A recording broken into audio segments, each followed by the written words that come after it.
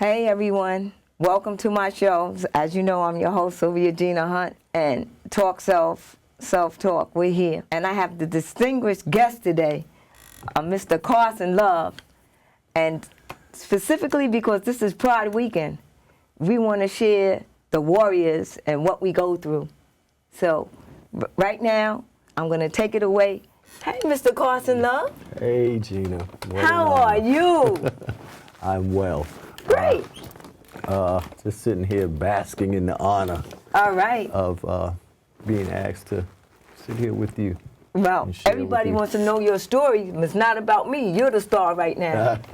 So you come on and you tell us and share with us. Story's not, well, not to me, it's not really a big, exciting thing, but I've been told it has its high points. I'm just a young man born and raised in Harlem, in Grant Projects. Okay. Shout out to Grant Projects. All right. You know, I'm born in 1960. Okay. 57 years old. Yeah. I've been through a lot. Started out and did well in school. Was a good, Yeah, I know. a good boy in school, and had good grades and everything. And but you know, where I was raised at, there was a lot of negative elements there. Okay. Traps for young people. You know, towards my 20s and early 30s here in New York.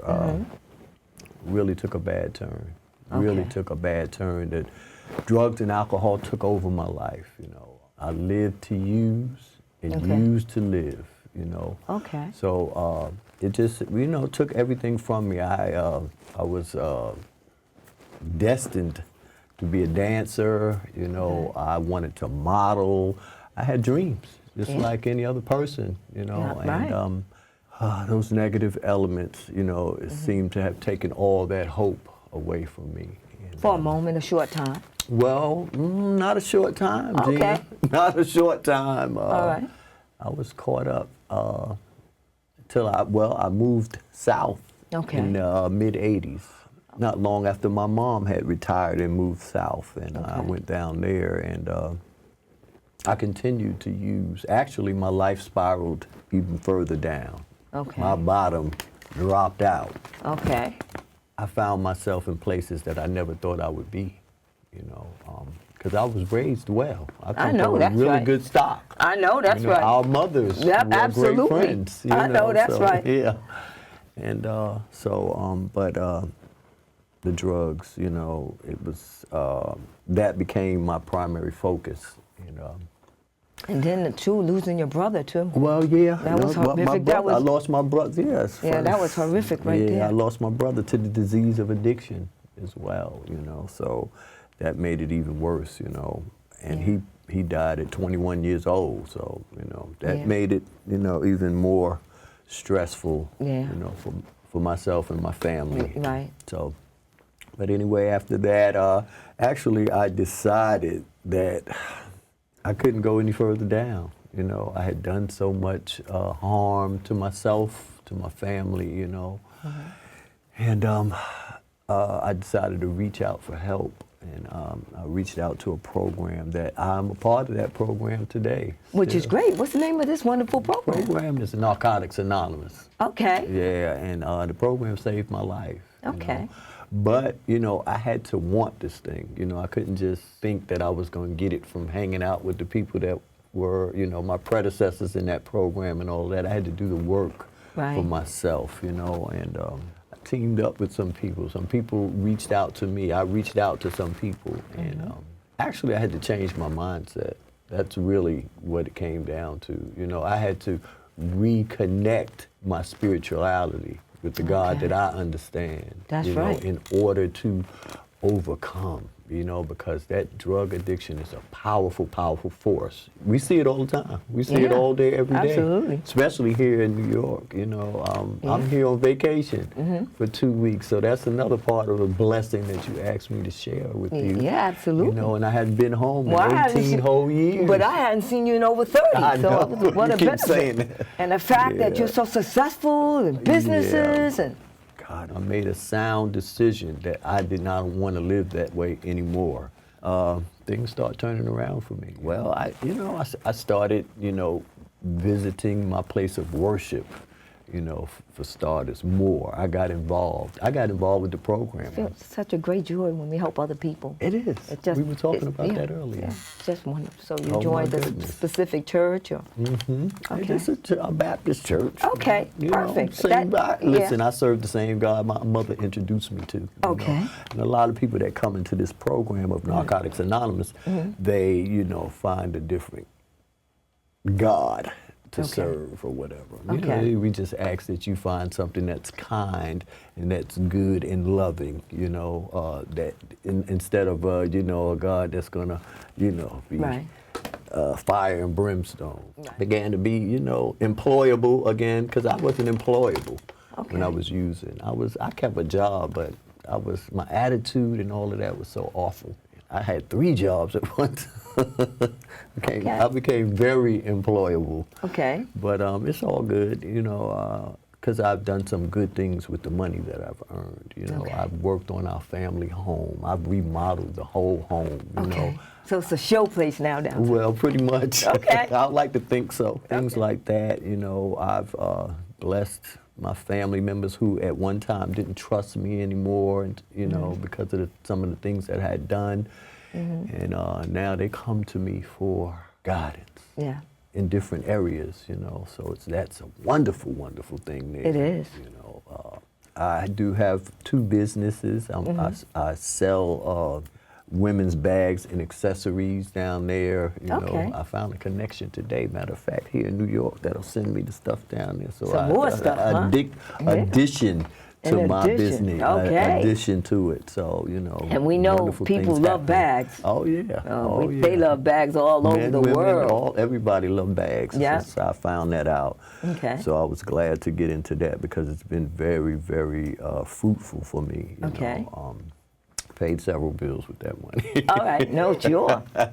And that's, that's a all around, that's a good business. Part of it is that giving back thing. I look at it as a business, but really in my heart, I want to help these men. I have put together a house. I want to rent a house. We haven't gotten it all the way off the ground yet, but I'm going to rent a house. And it'd be for recovering addicts, guys that are just coming and they don't have anything. They still got the crack on their breath. Yeah. You know what I'm saying? But and they have a homeless desire. To society homeless, too. Yeah. No place to go because of the things they've done. Nobody trusts them. Exactly. So that's really fulfilling. It will be people that will be interviewed by my partner and I, and we'll have to see the true desperation that they want to change their lives, and we'll give these brothers a chance and give them a place to stay where they'll pay rent, where we'll help them, get back into society. We're going to get you a job. Do you have your high school diploma? We'll help you get that. Have you been to the hospital, to the doctor to get a checkup, because we do a lot of damage out there. You have a GED. Do you have a driver's license? All that stuff, you know what I'm saying, that we need to make ourselves more successful as we,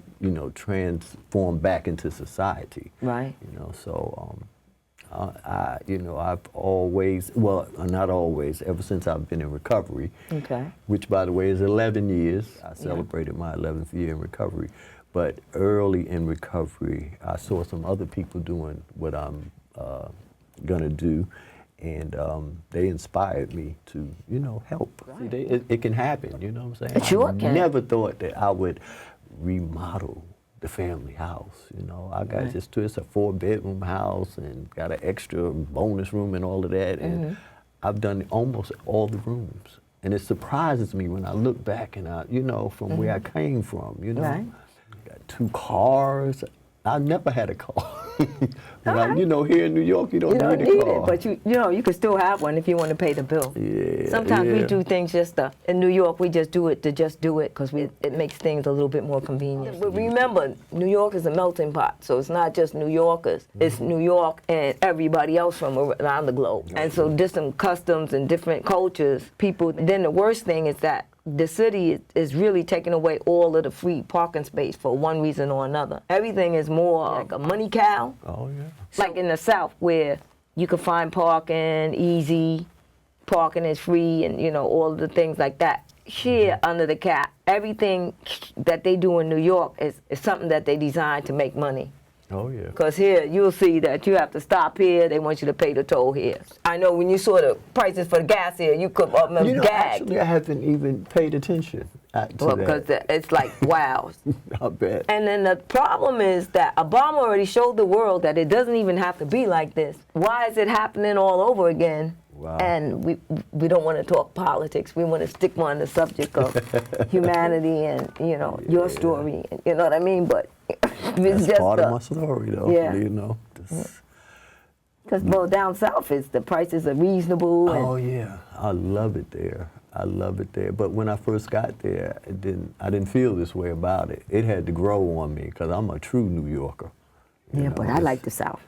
Yeah, Just don't like it if it's too hot. But I always like the south. You know what I mean? Yeah, that's good. I like the open space. I have all of this open space. When I went into my sister's apartment here, I was like, I feel like the walls are closing in on me here, you know? So I'm looking forward to getting back there. Of course, I'll always come here to visit, you know. Nice. This is my home. Right. It'll always be home, you Well, know? absolutely. It's the original birthplace in New York is second to none anyway, as far as excitement Excitement. Oh my goodness. and things to really do all the time. the theater. But and our stuff like choices now, that's the thing. Can we be strong and pick the right things? Because there's a lot of fun going Oh, on. yeah. It's a lot You know of what stuff. I mean? And when you say excitement, you know, I think that I'm blessed to be here for the, this Gay Pride weekend. Yeah. You know what I'm saying? This is Wow, where I turn came it up. out. This is where I, this is, where I came to who I am. Right. A big part of who I am, That's right. So, I'm looking And then also forward seeing to your celebrating. seeing your kids.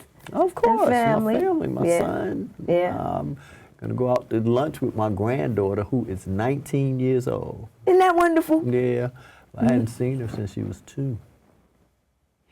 Wow. It's a long So you got time. some catching Yeah, up to you do. know, So family is, they accept us. The thing about it is that the good thing about family is that we have it and we're born into it.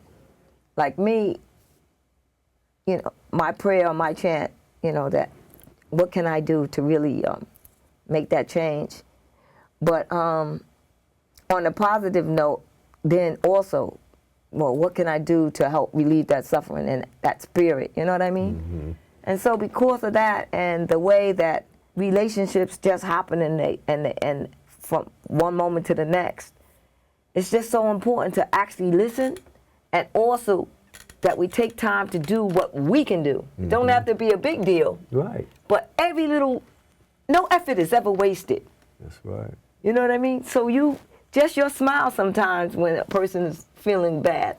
I'm sure that you gather that all the time. When people come in, they're just getting out of being incarcerated, really pissed off, especially a lot of them, they getting out and they never did anything wrong in the first place. Yeah, it happens. Then you have a whole lot of resentment and emotionally unstable. Because think of how horrendous right now what's going on with these kids. People just taking away people's kids and locking them up and sending them all over the place with no record. I mean, that is just, it's rough. if you don't feel for these children, I mean, I understand what you're saying. Yeah. And these kids have these emotional problems, especially the teenagers and stuff. What are they gonna do when they finally get out? Probably run out and get on drugs. Right. It seems to be an escape. Yeah. That's why I got so caught up. I was Because trying to escape a lot of pain. if all they know is their mother and father or their parents and thing, and then now you done took everybody from them, then that's that's a mental thing, and then they giving them all kind of pills. They don't, so they drugging them. Yeah. So that they don't know where, and they don't even know where their parents are anyway. Right. And then even when, perhaps when they have a lock and key and stop this criminal activity and let these kids go, where they gonna go? Because they were like blindfolded, they've been being drugged, they're like in concentration camps, you know what I mean? And so when these kids come out, especially the teenagers, the children that's under 2 now, that's even more horrible and horrific. Sad. You know what I mean? But at least a teenager that had a quality time with their brothers and sisters and their family members, aunties, and there was they said where one of the kids was calling their auntie to come and get them and whatever. But all of these things are going on. And listen, sometimes we get ourselves in these dilemmas off our own choices. And now these kids, they don't even have a chance. Right. So you're going to have a lot of work. Yeah. Because they got a lot of that in that Southern Belt and that Bible district. They've been having hosting a lot of people in the South too to these kids. Texas, all the way from Texas all the way to the South. You know what I mean? Right. So I would say that business is going to pick up if you look at it that way. Yeah. Yeah. But, you know. Because they had numbers that they didn't even say, 2,000 something. So, you know, if they say 2,000 something, it's probably 20,000. Really? You know. So that right there is just unconscionable. Yeah. So this is what makes you be Carson Love. Yeah, I enjoy helping out because I know the pain. You know what I'm saying? I've felt that same pain. And if I can help, you know, I've found out. And that last name, Love, does that have a lot to do with it too? I guess it does. That you just feel this kind of... Listen, my mother, who was, I always teased her, I told her she's not a love, she married a love. Okay. But no, she was, you know, the epitome of love herself. Yeah, absolutely. You know, because I watched her as a child, you know, she had 4 children in the home herself, and many a times we would, excuse me, many a times, you know, there would be other children in the neighborhood right there with us at our dinner table, you know, and it wasn't like we had so much, but she always made a way, you know what I'm saying? A lot of my friends, Southern hospitality. Yeah, a lot of friends of mine, you know, that, you know, came out at young ages that their parents had disowned them. My mother would embrace them, you know, and let them come and stay with us, and, you know, they would even talk to her privately, you know, about some things and stuff. Yeah. So, you know, I know it's been passed from her to me. You know, right. So absolutely. I love that inheritance. Yeah. And of course, a couple of things from your dad too. Yeah. Oh my goodness. That's absolutely. Sense of humor and stuff like that from him. Yeah. Okay. Yeah. Oh, all right.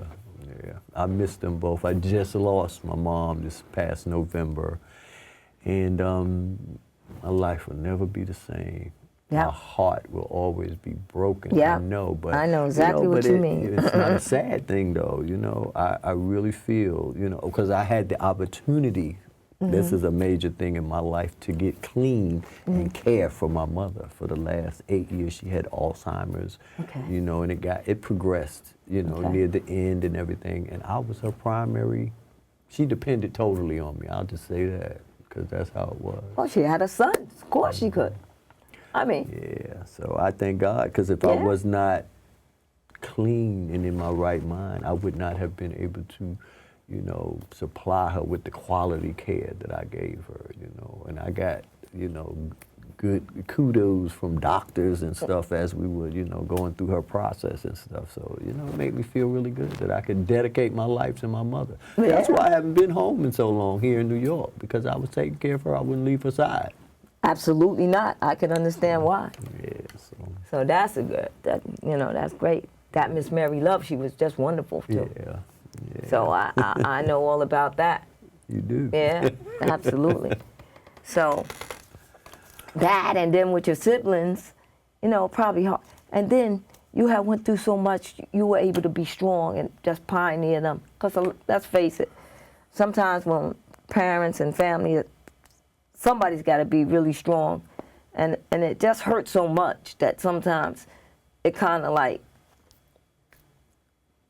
we're there, but we're not there. We want to do, but we can't.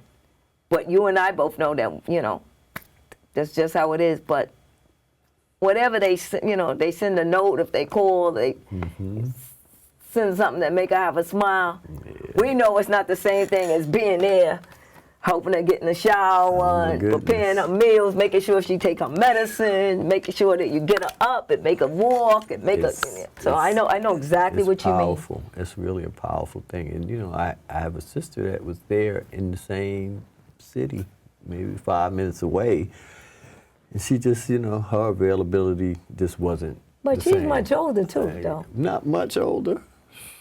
She's in the medical field. She's 6, 7 years older than I am. Well, that's a good age. I mean, sure she should help out. You know, she'd help out. But listen, I was the chosen one. Be careful, because you can see this. I don't care. All right. I was like, I'm telling the truth. Right. No, I understand. No, I understand. You know, she know what she did. Yeah. You know what I'm saying? And that was good, whatever she did. And maybe it hurt her so bad, you know, too. And not that it didn't hurt you, but maybe it hurt her so bad that she figured, well, you know, I'll leave it at that. But, you know, family is family. We have to accept them anyway. Listen, I had the only thing that made me go on without resentment, Gina, is the fact that I feel like I was the chosen one. There was times Mom needed attention, and that particular sister was there, and she offered her services, and Mom said, no, I'm waiting for Carson. So, you know what I'm saying? And she wasn't in her right mind. So, you know, I was the chosen one, and I had to come to, you know, some kind of, I had to get in the right place with it, because, you know, a young man caring for his mother, you know, I'm talking about bathing her, I'm talking about everything. I'm talking about everything. I gave her manicures and pedicures. I picked out what wig, or if I was going to do her hair, I did her hair, I put on makeup, bras, everything. And that's a son. A son's going to do that for his mom. So, you know, I had to come to terms with it, you know. And, well, my cousin Dalton and you and him was on the same league, because he took care of his mom, washed her down to everything. The youngest son had passed away, and the other son, it was just too hard for him, and so. And everybody's everybody's not equipped. He couldn't do it and didn't do it, and then you know didn't do it. You got to do what you can. And whatever they came to terms as they're not on the best of terms, but they know they brothers, and they. You know, whatever it is. You know what I mean? The love is still there. You know, I love my sister. And now, once our parents leave, now we see that then now our brothers and our sisters matter now. Oh yeah. They always mattered. Yeah. But of see, course, I was the black sheep one. You know, that they would have never thought would be the one to step up and do all of that stuff. That's what my cousin said, because he was the one always in trouble, always getting in trouble, prison and always in trouble, always in trouble. You know, about the relationship of him and his son, you know, and the kids. But now he started all over. Now he had his daughter. It's like he's got a new life. Yeah. You know what I mean? He's got a daughter now. I mean, that's great. You know what I mean? And he's just like a new person with a little girl. Whatever. But his son is grown now. But I'm just saying, he's got the little girl now, and it made him be a better. You know, it made him. It gives you more purpose. Because he pulled himself together too. He took a long time to pull himself together, but he pulled himself together, and he's got himself. He's out there in Long Island. He did over the whole house too and everything. Cool. He did all of that. But that's what's up. You know, sometimes when we feel people really need us, we just love them so much we can't let them down. Sometimes when we first start out, we haven't developed to be that person yet. So we disappoint and we hurt maybe the kids, our own kids, our nieces and nephews and stuff. But when we get to that point where we can catch the ball, now we can put that sunshine on them. I believe life is a process. You got to everything go is a through some process. stuff to get somewhere. Yeah. You know what I'm saying? You know, I think the people that made the most mistakes and were the black sheep or whatever you want to call it, those end up being the people most of the time, I think, most of the time end up being, you know, the ones that the light shines on, you know? Yeah. A lot of biblical stuff about stuff like absolutely. people in the Bible. And if you have a certain thing that you want to put out there, this is pride, and we're for all people to unite, for all people to be happy. That's what's It's up. not Everybody. That's right. We no one's left out. No one's left out. So that was just an interesting story, Carson. Well, thank you. And very deep and very well put in your own words. I really, to the point. And with your last name being Love, that speaks for itself because that's all what it's about. So with that, I got to say welcome to you. Welcome again for being here. We're honored. We've been blessed. Thank you. And highly favored that you've been here to tell us these wonderful good deeds. And also, the lift that you put upon yourself and that lift to be out there to help all people. Yeah. Because when these people come from whatever their incarceration, innocent or not, nobody says, well, what are you or this or that. Just arms open. How can we? Let's get started. Yeah, let's do something let's better. get started. Let's do something different. Let's take this path. Let's try this path. Right. So this was another episode of Pride with Carson Love as our distinguished guest. And we want to say happy Pride. Happy Pride. Happy Pride. And happy people. Happy Friday anyway, period. Oh, yeah. We want all people to be happy. We're all connected, so it's no separation anyway, but it's just that this particular week there's going to be a Pride March and festivities and people going to be sharing and happy and dancing, and that's what the world is all about, being happy and free to choose whatever you like to choose. Sharing love. Sharing love. That's it, love. That's it. Thank you so much. We'll see you again. Carson, I got to have you back. You promised. You're great to come back. Okay. You're blessed.